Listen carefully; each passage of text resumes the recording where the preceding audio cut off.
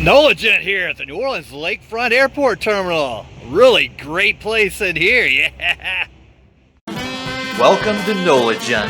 Let the good times roll. In this episode, we are traveling back in time to the 1930s when Shushan Airport opened on the New Orleans Lakefront in 1934. In our current time, this location is known as the New Orleans Lakefront Airport, which is located at the New Orleans Lakefront at 6001 Stars and Stripes Boulevard, which is about 15 minutes and 7 miles away from the French Quarter.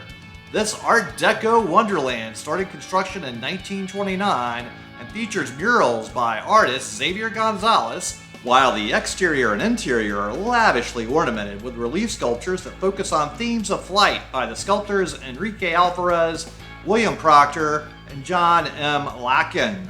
The construction of the airport was supervised by the Orleans Levee Board, and despite considerable opposition, the airport was named after the board's president, Abe Shushan.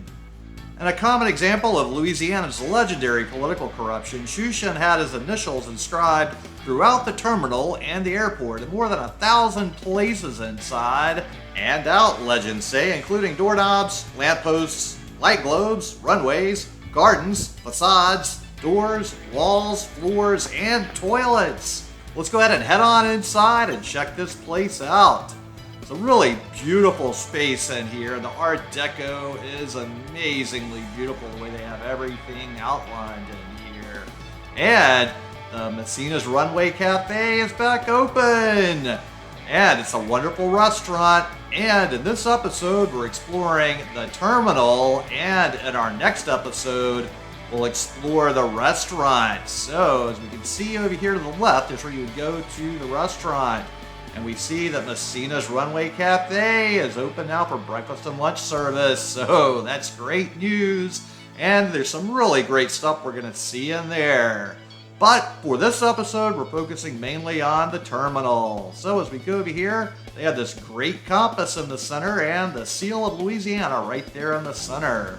So it's some really beautiful layout and design that really takes you back to the 1930s Art Deco as you look around. All these amazing colors, everything just really pops, and it's so beautiful in here. And just there's so much wonderful history here that got saved, as we'll cover shortly. Just look at this amazing ceiling here. All of these wonderful designs and colors. And as we look down on the compass and stand in the center on the seal, we can look around and see different locations and the distances. So we start with Moscow, then Paris, then Morocco, then Monrovia, then Cape Town, then Rio de Janeiro, then Buenos Aires, then Guatemala City, then Veracruz, then Mexico City, and Sydney, Australia, Honolulu, San Francisco, Tokyo, then Peking, which is now Beijing, and St. Louis before we get back to Moscow. So, what a cool little compass with all the different mileages from how far they are from New Orleans by air miles. Now we're going to head upstairs. Look at all the beautiful marble. They have multiple colors and types of Spanish marble throughout the building. It's so beautiful. Now to get back to our story of this airport, by the summer of 1939, the Louisiana scandals had aroused public attention of possible legal prosecution facing many elected and appointed officials. On August 7, 1939, former Louisiana Governor Richard Leach was indicted by a federal grand jury, and the same day the Orleans Levee Board met and voted to remove Shushan's name from the airport and rename it the New Orleans Airport.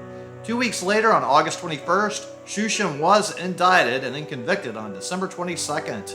The New Orleans Airport continued as the main airport for the New Orleans area until 1946, when airline service began from Mozant International Airport, which was later renamed Louis Armstrong International Airport in 2001, and this was a larger facility in the nearby suburb of Kenner. The New Orleans Airport was renamed the New Orleans Lakefront Airport after the opening of Mozant International Airport in 1946. In 1964, big changes came to the New Orleans Lakefront Airport when the airport's original facade was encased in a steel frame with cement panels that covered most of the windows so that the airport could function as an atomic fallout shelter, and the interior was redesigned, enclosing the entire second-floor balcony so that more office space could be installed for the Orleans Levee Board. Fortunately, the 1960s refit had taken pains to preserve as much of the original as possible. On August 23, 2005, Hurricane Katrina happened and changed everything. Hurricane Katrina resulted in 4 feet of water to the terminal building, but fortunately, as renovation work began, it was discovered that much of the original building had survived the 1960s modifications and could be restored to the previous Art Deco glory. After an extensive restoration effort, the terminal building reopened in 2013. 6 of the 8 murals were hidden behind the walls intact, still hanging in their original spaces, while the 7th was returned from the Louisiana State Museum. But sadly, the 8th one was destroyed. So here is a history mystery for you. Out of the 8 murals, which one was destroyed? Comment below if you know which one it is as we continue to finish looking at the rest of them. So keep your eyes open and see if you can figure it out. And you also should have noticed by now that all of the murals focus on the theme of flight all around the world. You might not have noticed, though, that each of these murals that focus a specific part of the world match up with the compass in the center of the building that we stood on originally. So all of these directions are going to line up with that compass. So that is a very interesting fact. So you might want to check that out as well. And here are the friezes created by Enrique Alferez, and he will figure prominently later on in this video as well. So these really are beautiful, and it's kind of hard to see them at some angles and directions depending on how the lighting is, and they definitely are fascinating as the theme is man building an airplane. So as you look around and see all of the different actions of these men, they're putting together an airplane. And there's also the clock right there that's also an interesting design feature. So this is a very interesting concept and a very beautiful application of art to show man at work and achieving flight, and the ongoing theme of man attempting flight and finally achieving flight. That's the ongoing artistic theme throughout the building. So this is the most beautiful area of the building right here in the center of it, but we're going to walk back to some other areas that are also fun to adventure in. And the marble floors definitely don't disappoint. They continue with that beautiful look and match everything with the decor. So this is a great little conference room back here. So if you ever need to do a presentation or have a conference room, this would be a wonderful location to book that. Now it does have a bit of a unusual L-shaped angle that could be a little strange for some presentations, but it could work really well for other ones. So just keep that in mind with the shape of this. Now, apparently in the olden days, they let people just go out here to this observation deck and watch the planes taking off and landing. But now, all we can do is look through this window and pretend that we can go out there. As sadly, they've made this for authorized personnel only and emergency exit only, and it sets off a fire alarm now if we try to go out there. So all these pictures here are me standing behind the glass, wishing I could go out there and get a little closer look. And I don't know where the stairway goes. I'd love to know that. Now here we are going back downstairs and noticing even more of the details. There's more ceiling design, and the beautiful rail of the stair itself is a piece of art, along with all these other random art pieces in every aspect of this building. Just look at this amazing little end of the stairway. It's so beautiful. Now Shushan gets the last laugh because guess what? He still has a plaque in here naming the airport after him, so his name lives on. And as another mystery, see if you can find his initials in any of these other areas of the airport. Let's go take a look at this antique elevator now.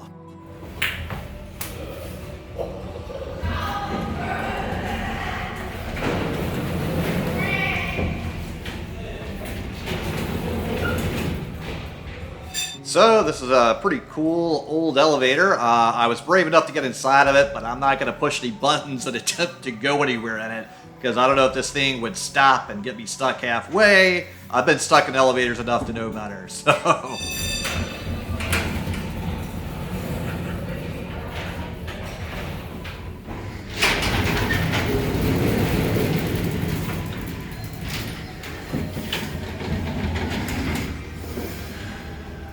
And of course, politicians being politicians still, they had to put another plaque up for all the people that renovated the airport. Hey, politicians love putting their names on things. So they also have an old telephone section over here that is intact, except for one thing. So what do you think is going to be missing back here? I haven't seen a telephone booth in forever, and if you look closely, it's missing telephones. But I'm going to go in here real quick and change into my Superman costume.